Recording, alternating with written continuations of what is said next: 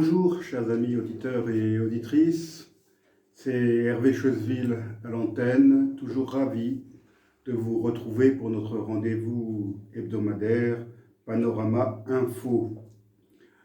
Dans le cadre de cette émission, il m'arrive souvent, comme vous le savez, d'évoquer le sort des peuples autochtones, que ce soit les Papous de Nouvelle-Guinée qui refusent d'être indonésiens, les Tibétains qui refusent d'être chinois, les Artsakiotes qui refusent d'être azerbaïdjanais, les Hik d'Ouganda, les Pygmées de la grande forêt du bassin du Congo, les Amérindiens de l'Amazonie et bien d'autres encore. Défendre ces peuples est pour moi un devoir, car je considère qu'ils constituent tous, à leur manière, une part menacée du patrimoine de l'humanité. Parfois, il m'arrive aussi de décrire des îles. En effet, j'ai toujours eu une grande passion pour les îles, grandes et petites, qu'elles soient entourées de l'eau de fleuves, de lacs, de mers ou d'océans. Mon nouveau livre, Caliste et Notre Terre Promise, qui vient de sortir, est d'ailleurs consacré à une île qui me tient fort à cœur, la Corse, où cette émission est enregistrée. Aujourd'hui, je voudrais vous parler d'un peuple autochtone et d'îles en même temps. Ces îles se trouvent au centre d'un contentieux historique entre les deux puissants pays que sont le Japon et la Russie. Ces îles, ce sont les îles Kouriles, qu'il m'est impossible d'évoquer sans d'abord parler du peuple autochtone qui y vivait. Ce peuple des îles Kouriles, c'est le peuple Aïnou. Aïnou signifie humain en langue aïnou. Il s'agit d'un peuple autochtone peuplant ou ayant peuplé une aire beaucoup plus vaste que les seules îles Kouriles, puisqu'elle couvre tout le nord du Japon, notamment l'île d'Hokkaido, et l'extrême-orient de la Russie.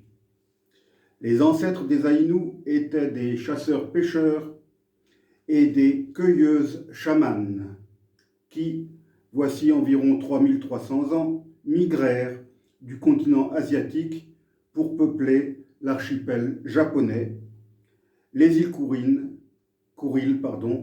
l'île de Sakhaline et le sud de la péninsule du Kamtchatka. Cette migration et ce peuplement sont donc intervenus un millénaire avant l'arrivée des peuples de Wa, qui sont les ancêtres culturels du peuple Yamato, dont sont issus les Japonais actuels, arrivés dans l'île de Honshu, vraisemblablement depuis la Corée. Les Aïnous sont hélas en voie d'extinction, notamment du fait de l'assimilation culturelle et des déportations qu'ils ont eu à subir. De nos jours, on dénombre entre 25 000 et 200 000 individus pouvant être rattachés à ce groupe ethnique, mais aucun recensement exact n'a été tenu, car beaucoup d'Aïnous cachent leur origine ou, dans bien des cas, ils ne la connaissent même pas, leurs parents la leur ayant dissimulée afin de les protéger de la discrimination et du racisme. Ce peuple possède une structure sociale matriarcale et matrilinéaire, polyandrique et polygamique. Leur religion était de type animiste. La principale divinité de la montagne était représentée par l'ours et la principale divinité de l'océan par l'orque. Kamui Ussi était la déesse du feu de l'âtre, dans laquelle les femmes chamanes communiquaient en état de transe lors de différents rituels. Elle a une place centrale dans la spiritualité des Aïnous, car elle protège le foyer du clan maternel. Une autre déesse est la mère araignée, tisserande et prenant grand soin de ses petits. Le phénotype des Aïnous, dont les yeux n'étaient pas bridés et qui étaient en moyenne plus grands et plus barbus que les Japonais, a donné lieu à de nombreuses interprétations qui les ont rapprochés tantôt des Caucasiens, tantôt des Australoïdes, tels que les Andamanais ou les aborigènes d'Australie. Par la suite, l'anthropologue canadien Reginald Rogers-Gate a soutenu, en s'appuyant sur les génotypes, la thèse d'une origine mongoloïde, même si la morphologie aïnou était à l'origine moins typiquement asiatique. Les Aïnous actuels sont toutefois largement métissés et ressemblent donc plus aux Japonais qu'il y a quelques siècles. D'après des tests génétiques, une part non négligeable des Japonais, environ 35%, aurait une origine aïnou, ce qui signifie que des populations aïnous ont été progressivement assimilées au sein du peuple japonais. On ne sait pas grand-chose de l'histoire pré-japonaise des Aïnous. Au début, les premiers contacts avec les Japonais étaient amicaux et les deux peuples nouèrent des relations commerciales. Au fil du temps, le Japon commença à établir de grandes colonies sur le territoire aïnou. Les Aïnous sont pour la première fois mentionnés par les Japonais dans le Kojiki en 712, comme étant les descendants d'un peuple ancien nommé Emishi, ce qui signifie littéralement les barbares qui ne sont pas sous l'autorité politique du Japon. Les Japonais avancèrent progressivement vers le nord, prenant le contrôle des terres aïnous, abandonnées généralement sans résistance. Des guerres, toutes perdues par les Aïnous, ont cependant eu lieu. La première révolte connue se produisit en 1268. En 1457 eut lieu la bataille de Koshamain, puis en 1669 la rébellion de Shakushain. En 1799, les Aïnous de l'est d'Hokkaido furent soumis au contrôle du shogun et en 1807, ce fut le tour de ceux de l'ouest de l'île. On peut expliquer cette quasi-absence de résistance par leurs croyances selon lesquelles la terre n'appartient à personne.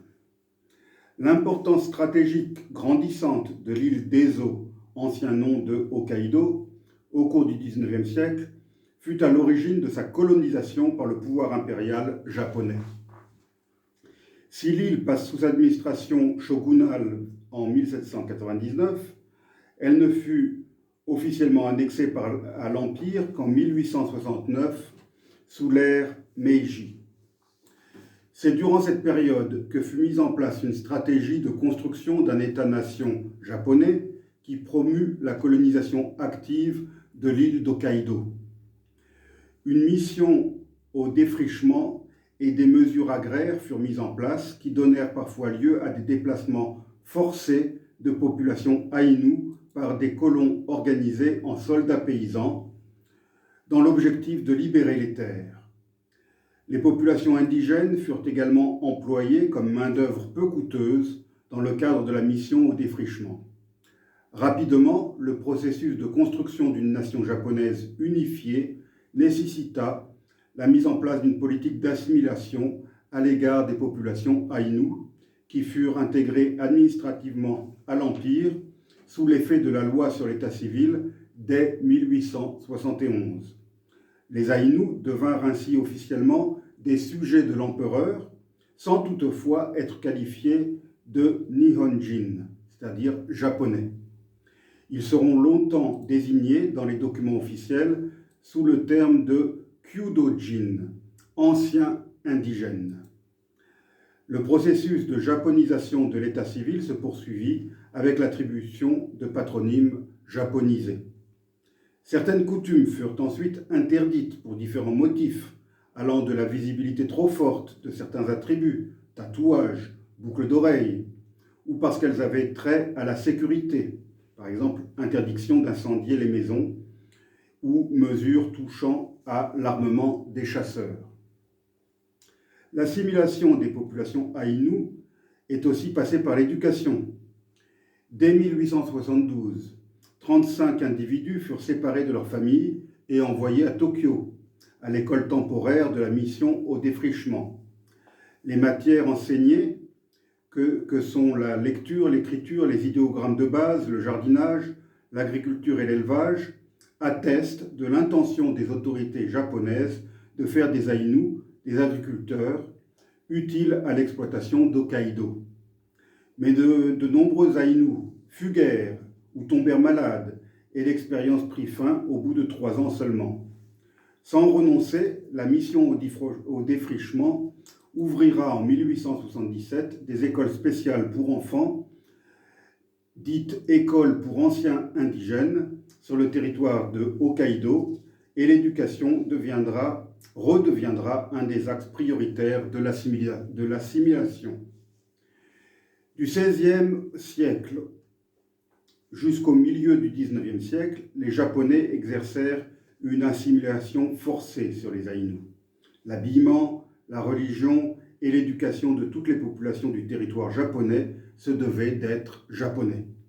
Puis, les règles japonaises durant l'ère Meiji, c'est-à-dire du XIXe siècle au début du XXe siècle, s'attachèrent à réformer le mode de vie aïnou dans son quotidien, interdisant leur langue et les cantonnant à l'agriculture sur des parcelles fournies par le gouvernement. Les Aïnous furent ainsi employés dans des conditions proches de l'esclavage par l'industrie de la pêche. Il en fut de même dans l'extrême-orient russe, où les Aïnous furent convertis de force à la religion orthodoxe. Après 1945, beaucoup d'Aïnous de Russie préférèrent rejoindre le Japon, où ils furent envoyés sur l'île de Hokkaido. Au Japon, jusqu'à la fin de la Seconde Guerre mondiale, les Aïnous furent contraints de devenir japonais, de renier leurs rites, leurs arts, leur mode de vie, leur religion, abandon des cérémonies de mariage, d'enterrement, des esprits animaux. En 1899, le Parlement japonais promulgua la loi sur la protection des anciens aborigènes d'Hokkaido, destinée à assimiler la population Aïnou du nord du Japon. À partir de 1960, les Aïnous commencèrent à revendiquer leur droit à la différence. Leurs demandes régulières n'ont pas abouti, mais ils poursuivirent inlassablement leurs efforts. Ce n'est qu'en 1994, grâce à la pression exercée par l'ONU en faveur des peuples autochtones, qu'ils parvinrent à faire entrer un des leurs, Shigeru Kayano, à la Kokai, le Parlement japonais. Dévoué à son peuple depuis toujours, Shigeru Kayano n'a cessé de se battre pour obtenir la reconnaissance de ce peuple. En 1997, fut promulguée la loi pour la promotion de la culture aïnou et pour la diffusion et le soutien des traditions aïnou et de la culture des Aïnous. La même année, un tribunal reconnut que le gouvernement japonais n'avait pas respecté le patrimoine culturel et les sites sacrés des Aïnous lors de l'expropriation de terres pour la construction d'un barrage dans le village de Nibutani. À la suite du passage de la nouvelle loi, les Aïnous obtinrent le droit de promouvoir leur culture, leurs différences. Plusieurs dizaines de musées et de centres culturels consacrés à la culture aïnou ont vu le jour. Mais la discrimination existe toujours. Selon un sondage du gouvernement de Hokkaido en 1999, un Aïnou sur 2 seulement dit ne pas avoir été témoin de discrimination envers des Aïnous, qu'ils soient lui-même victimes ou non. Et les Aïnous espèrent aujourd'hui obtenir davantage que le seul droit à montrer leur culture. Ils exigent en effet le droit à vivre selon leur culture. J'en viens maintenant aux îles Kouriles, qui sont les terres ancestrales des Aïnous. Il s'agit d'un archipel d'îles volcaniques situé sur un axe sud-ouest-nord-est, le long de 1176 km, entre la pointe nord-est de l'île japonaise d'Hokkaido et la pointe sud de la péninsule russe du Kamtchatka. Cet archipel marque la limite entre la mer d'Okhotsk et l'océan Pacifique. Une trentaine de ces îles de tailles diverses sont habitables du fait de la présence d'eau douce. L'archipel comprend aussi de nombreux îlots, rochers et écueils. 4 îles seulement sont habitées en permanence. Le point culminant de l'archipel atteint 2339 mètres au-dessus du niveau de la mer. Il s'agit du volcan Alaïd, qui forme la plus septentrionale des îles Kouriles, une île inhabitée nommée Atlassov, en l'honneur de l'explorateur russe du XVIIe siècle, Vladimir Atlassov, un cosaque de Sibérie qui établit la première colonie russe permanente sur la péninsule de Kamtchatka. L'archipel des îles Kouriles couvre une superficie totale de 10 600 km² et sa population actuelle n'est que de 18 700 habitants. Cet archipel fut fréquenté des siècles durant par des marchands, des chasseurs, des trappeurs et des pêcheurs d'origines diverses. C'est en 1643 que les premiers Européens de l'Ouest y firent leur apparition. Les Japonais appellent cet archipel Shishima Reto, ce qui signifie archipel des 1000 îles, tandis que le nom Kouril est d'origine aïnou. C'est à partir du XVIIe siècle que l'archipel a été revendiqué par des États. Il a depuis changé plusieurs fois de statut. Les Aïnous y vivaient alors en clans et ils n'étaient pas organisés en États. À l'époque d'Edo, c'est-à-dire 1603-1868, le clan japonais Matsumae prit le contrôle des îles au sud d'Iturup, de l'île d'Iturup, ce qui servit de base aux futures revendications japonaises. Sur une carte japonaise datant du shogunat Tokugawa, réalisée en 1644, figuraient les 39 îles, grandes et petites, situées au nord de la péninsule Shiretoko et du cap Nosapu. De son côté, l'Empire russe, lui aussi friand de fourrure et dont les trappeurs exploraient le pourtour de la mer d'Okhotsk, commencèrent à progresser vers les îles Kouriles au début du XVIIIe siècle. Les Russes envoyaient souvent des expéditions pour chercher et chasser les otaries dans l'archipel, sans dépasser cependant le sud de l'île d'Urup, car des garnisons japonaises avaient été installées par le shogunat Tokugawa au sud de cette île. C'est au cours du XIXe siècle que l'archipel fut plusieurs fois l'objet de traités entre les deux empires, nippon et russe. Le traité de Shimoda, signé le 7 février 1855, partagea l'archipel au niveau du chenal, séparant les îles d'Iturup, attribuées au Japon, et celles d'Urup, intégrées à la Russie. L'Empire russe reconnut la souveraineté du Japon sur les îles Shikotan et Abomai, ainsi que sur celles de Kunashir et Iturup. Pour sa part, l'Empire japonais reconnut la souveraineté russe sur les îles entre Urup incluse et la péninsule du Kamtchatka. C'est ce premier traité qui sert de base à l'actuelle revendication japonaise sur les îles les plus méridionales. L'île de Sakhalin fit partie de l'empire mandchou de Chine jusqu'au traité d'Aigun de 1858 et la convention de Pékin de 1860, selon lesquelles elle fut intégrée à l'empire russe. Toutefois, Russes et Japonais s'autorisaient mutuellement à y chasser et à s'y établir.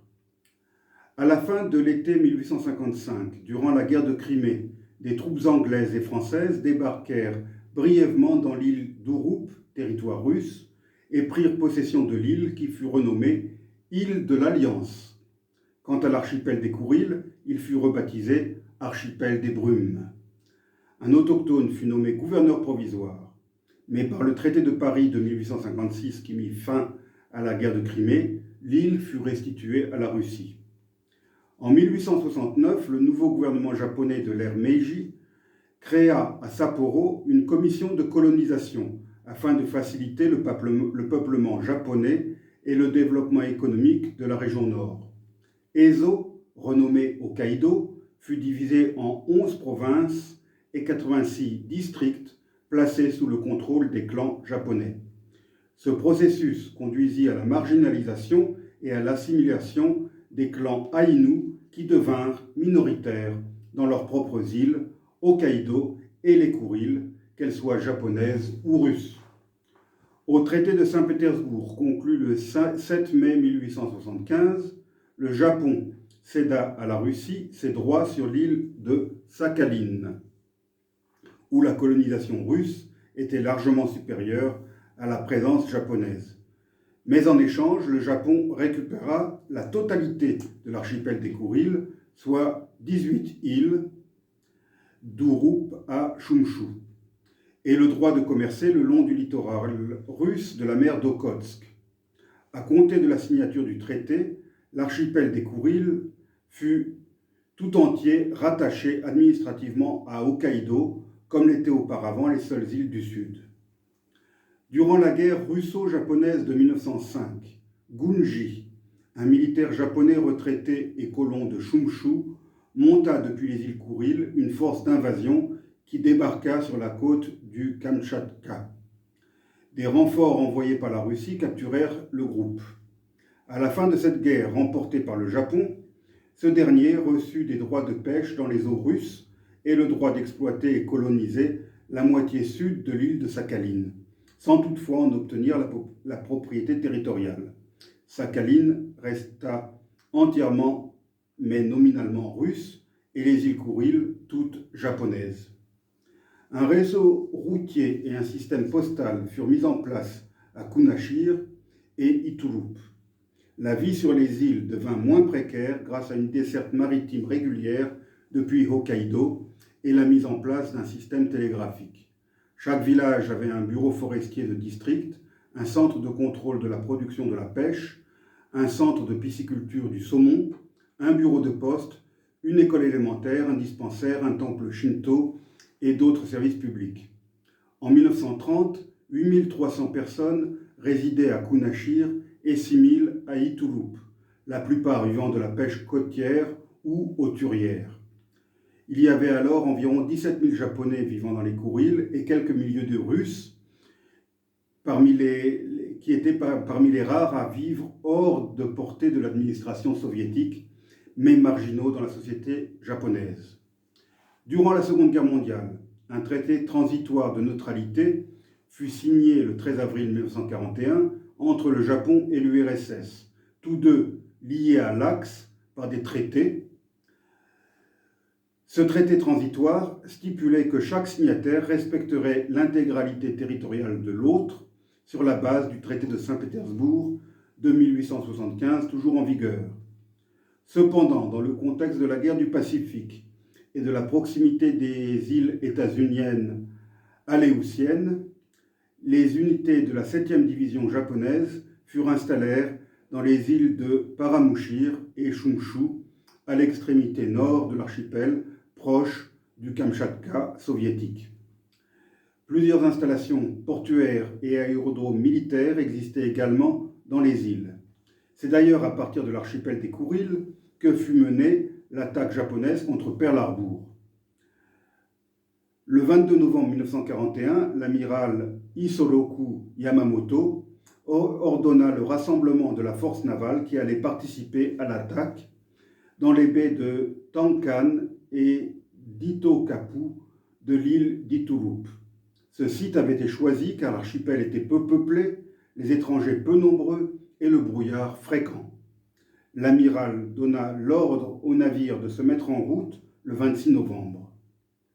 En juillet 1943 eurent lieu les premiers bombardements des bases japonaises de Chumchu et Paramushir par des avions US. Les bombardements s'intensifièrent en 1944 pour faire croire aux forces japonaises qu'une invasion était envisagée depuis les Aléoutiennes. Les Japonais renforcèrent alors la défense des Kouriles du Nord, faisant passer les effectifs de 8 000 à 41 000 hommes, et ils installèrent 400 avions sur des aéroports situés à Hokkaido et dans les Kouriles. Par la suite, les Américains envisagèrent plus sérieusement une invasion par le Nord et à agrandir à cet effet leur base dans les Aléoutiennes dans la perspective d'une attaque qui pourrait avoir lieu en 1945. Le 8 août 1945, 2 jours après le bombardement atomique d'Hiroshima et à la veille de celui de Nagasaki, l'Union soviétique déclara la guerre au Japon et lança l'opération Tempête d'août en Chine contre le Manchukuo. Initialement, les soviétiques prévoyaient de conquérir l'archipel avant la capitulation japonaise car, jusqu'au 23 août, les Alliés n'avaient pas fixé clairement si les Kouriles ou Hokkaido feraient partie d'une éventuelle zone d'occupation russe. Staline souhaitait occuper Hokkaido et en confier la gouvernance au Parti communiste japonais, jusque-là clandestin. Sur les deux îles du Nord, le Japon disposait en août 1945 d'environ 22 000 hommes et 70 chars d'assaut. Les troupes de l'infanterie de marine soviétique traversèrent le 18 août au petit matin le détroit séparant le Kamtchatka de l'île de Chūnshu sur des chalands fournis par les Américains. Le Japon ayant cessé le combat contre les Alliés le 15 août 1945, le commandement japonais donna l'ordre aux garnisons de l'archipel de capituler le 19 août, mais les Kouriles coûtèrent malgré tout aux Soviétiques des pertes, car plusieurs commandants japonais, imprégnés par l'idéologie Bushido, refusèrent d'obéir à cet ordre, et la conquête de Chūnshu ne s'acheva donc que le 31 août, après avoir fait 1567 morts chez les Soviétiques et 1012 chez les Japonais. Les îles Kouriles restantes furent progressivement occupées sans combat, de même que la moitié sud de Sakhaline. La population des Kouriles, aujourd'hui, environ 17 300 personnes, la population des Kouriles de l'époque, fut déportée au cours de l'année qui suivit la fin de la Seconde Guerre mondiale. De nombreux civils et tous les soldats furent envoyés dans des camps au Kazakhstan et en Ouzbékistan, où les survivants furent considérés comme coréens de Russie et établis à demeure sans possibilité de retour. En février 1946, le gouvernement soviétique déclara que les Kouriles faisaient désormais partie du territoire de l'Union soviétique, les traités russo-japonais antérieurs étant déclarés caducs. Le Japon sous occupation américaine n'était pas en mesure de contester cette annexion. Depuis, aucun traité de paix entre l'Union soviétique et le Japon, à la suite de la Seconde Guerre mondiale, n'a été signé. Durant la guerre froide, les Kouriles ont eu une grande importance stratégique. L'archipel constituait alors une ligne de défense avancée de l'Union soviétique dans le Pacifique. À côté d'une division de troupes terrestres, étaient stationnés dans les îles environ 40 chasseurs bombardiers MiG-23B qui pouvaient atteindre Tokyo. L'ensemble des Kouriles fait aujourd'hui partie de la Fédération de Russie, plus précisément de l'oblast de Sakhaline. Toutefois, le Japon réclame toujours les 4 îles Kouriles les plus méridionales, à savoir Kunashir, Iturup, Shikotan et l'archipel des îles Habomai, soit un tiers de la surface totale de l'archipel, selon la frontière fixée par le traité de Shimoda signé par le Japon et la Russie le 7 février 1855. Le Japon estime que, faute de signature d'un traité de paix avec la Russie et compte tenu du caractère arbitraire et unilatéral de la déclaration soviétique d'annexion de 1946, la question de la définition de cette frontière reste un élément négociable avec l'actuelle Russie. Le Japon négocie encore avec elle le statut des populations japonaises et autochtones Aïnous des Kouriles expulsés en 1946 afin de permettre leur réinstallation dans l'archipel et son développement économique. Outre leur intérêt stratégique, les îles Kouriles ont un grand intérêt halieutique. La possession de l'archipel permet à la Russie de contrôler les zones de pêche environnantes qui sont toutes très poissonneuses. Dans les îles Kouriles, on trouve aussi des gisements de pyrite, de soufre et de minéraux polymétalliques comme le germanium.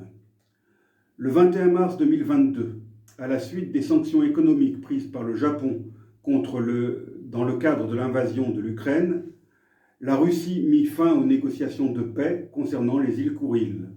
Le mois suivant, Tokyo désigna les îles Kouriles comme étant des territoires illégalement occupés par la Russie. Aujourd'hui, environ 16 800 habitants, en majorité russes avec des minorités d'Ukrainiens, de Biélorusses, de Tatars, de Coréens, de Nivks, d'Oroch et d'Aïnous, vivent dans l'archipel. Selon l'administration régionale, la moitié de la population vit en dessous du seuil de pauvreté. La pêche demeure la première activité.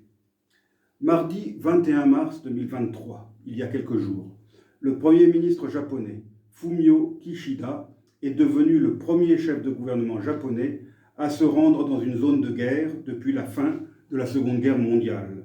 Il est en effet arrivé à Kiev pour exprimer au président ukrainien Volodymyr Zelensky la solidarité du G7, dont le Japon sera l'hôte du prochain sommet prévu pour la fin mai.